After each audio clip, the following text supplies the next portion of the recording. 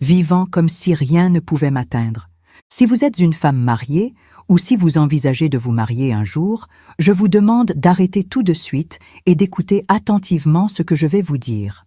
C'est peut-être le message le plus grave et le plus urgent que vous ayez jamais reçu.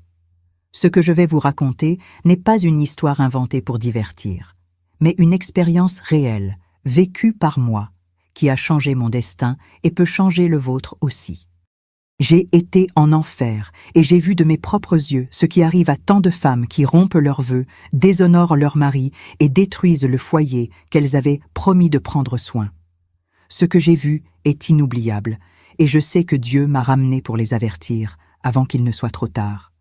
Vous pourriez penser que ces choses ne vous concernent pas, que l'enfer est réservé à des gens bien pires ou à des légendes anciennes.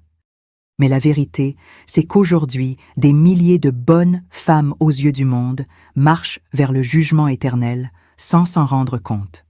Je le sais parce que j'étais parmi eux, vivant comme si rien ne pouvait m'atteindre, jusqu'à ce que je sois amenée à voir la réalité qui m'attendait si je continuais sur le même chemin. Peu importe que vous alliez à l'église, que vous chantiez dans la chorale ou que vous connaissiez des versets par cœur. Ce qui compte, c'est ce que vous vivez à l'intérieur de votre foyer, dans votre mariage, dans le secret de vos paroles et de vos actes.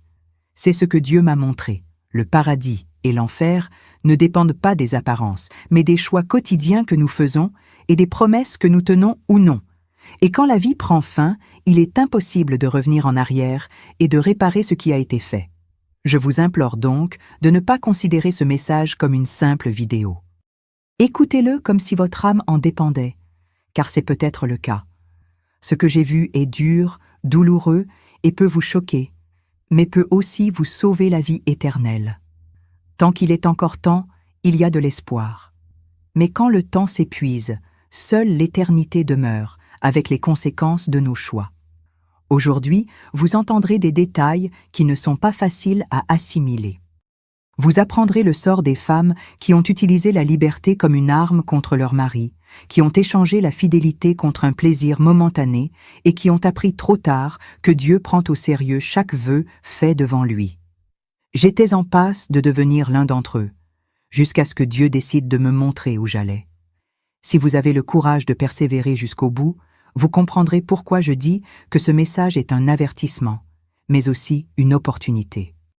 Et si Dieu m'a permis de revenir vous le dire, c'est parce qu'il vous appelle encore à changer avant qu'il ne soit trop tard.